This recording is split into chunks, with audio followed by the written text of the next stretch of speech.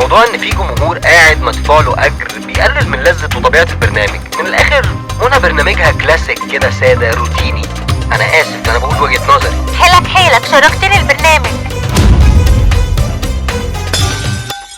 بقول لك ايه، هات الريموت ده كده. يا سلام بقى لو تقومي تعملي لنا كوبايتين شاي وسندوتشين 3 كده وتيجي. طب ايه رايك تقوم تعمل لنا انت سندوتشات والشاي وتسيب لي الريموت؟ انا اصلا بتفرج على حاجه. لا سيبك هفرجك انا على احلى، بس اعملي لنا بقى سندوتشات بقى قبل الحلقه. طب مش عامله السندوتشات وهاتي الريموت تاني. هو كل ما تلاقيني بتفرج تاخدوا مني؟ ايه قمع الحريات ده؟ قمع ايه وقمع يعني مفيش سندوتشات؟ طيب يبقى مفيش ريموت. طب خلاص هعملهم، بس نتفرج شويه هنا وشويه هنا. انت باكو وانا باكو، انت مسدس وانا مسدس، انت شويه وانا شويه.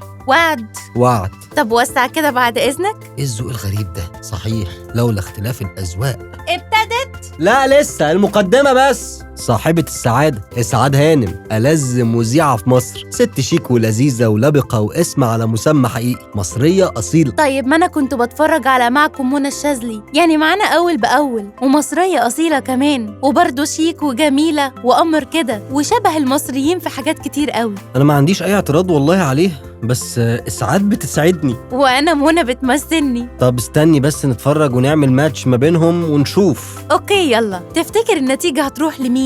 لو صوتك لإسعاد هانم اشترك في القناة وفعل الجرس، ولو بتحب منى أكتر اعمل لايك.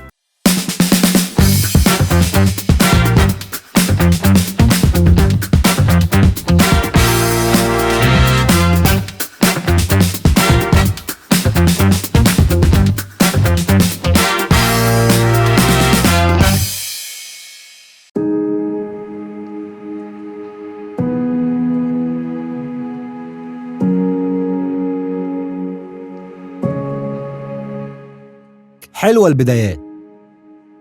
إسعاد بنت أسرة مصرية، باباها من الضباط الأحرار يا علي، قصدي يا بنتي، وكمان كان صحفي في روز اليوسف، خريجة إرشاد سياحي، عارفة معالم مصر حتة حتة. مش كانت مذيعة في قناة اسمها الشرق الأوسط؟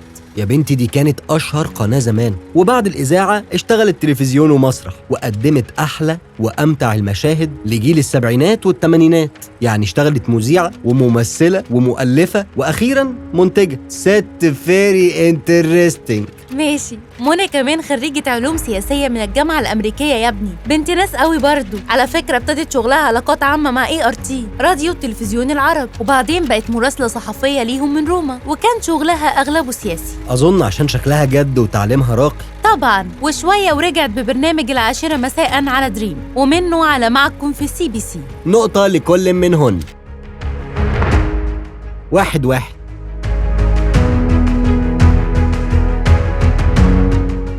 الطلة والحضور.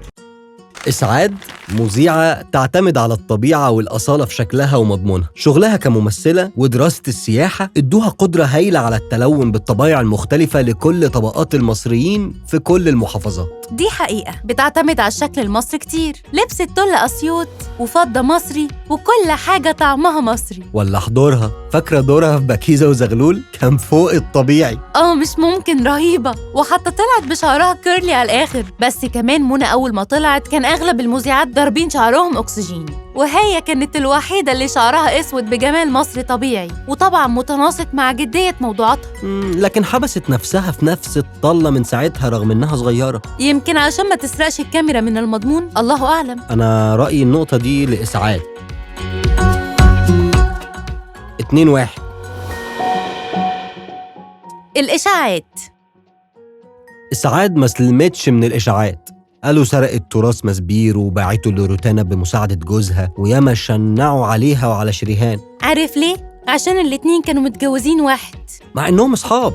كمان منى قالوا عليها كتير قوي، مرة مع النظام بصي العصفورة ومرة مع الثورة، ومرة جوزها عليه شبهات فساد، وياما طلع عليها كلام إنها تبع أخوانا وأجندات وكلام كده. يبقى نقطة سلبية على الاتنين، ونفضل 2-1. إسعاد واجهة جميلة للمصريين، عارفة بتقدم لهم إيه وإزاي، وهدفها الجمهور المصري في الأساس، عندها رؤيتها. بس منى واجهة عالمية، استضافت كتير من المشاهير ورجال الأعمال، ومنهم البرادعي وأردوغان وجورج بوش. يعني كل ما يعوزوا واجهة بصراحة ما فيش غير منى على الساحة. طبعا هي اللي بتعرف تسلك مع الأجانب. ماشي، نقطة للعالمية، رغم إن إسعاد تسعدني للغاية. 2-2 يا ستي. المضمون.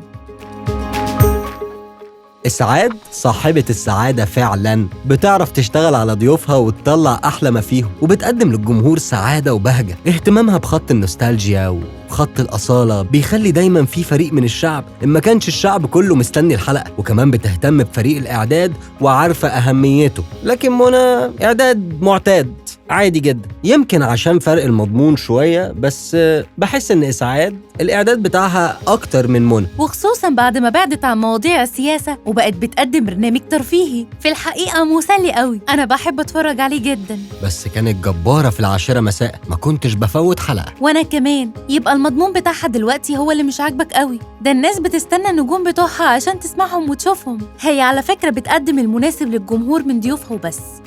يبقى المضمون لإسعاد. 3-2.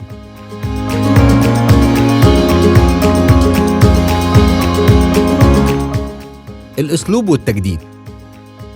إسعاد طريقتها سهلة، ليها اهتمام بالمواد الإنسانية، بتقدم المعلومة والفكاهة في كبسولة واحدة. وزي ما بتتجدد وتتلون في شكلها ولبسها في كل حلقة، رغم إنها عدت 70 ما شاء الله تبارك الله، ولسه محافظة على شكلها. كمان ديكورات برنامجها متجددة، تحسي كده إنك قاعدة بيتي. أيوة صح، منى الصراحة بحسها بتقلد أوبرا وينفري شوية. وكمان في رتابة في شكل الاستوديو، وموضوع إن في جمهور قاعد مدفوع له أجر بيقلل من لذة وطبيعة البرنامج. من الآخر منى برنامجها كلاسيك كده، سادة روتيني.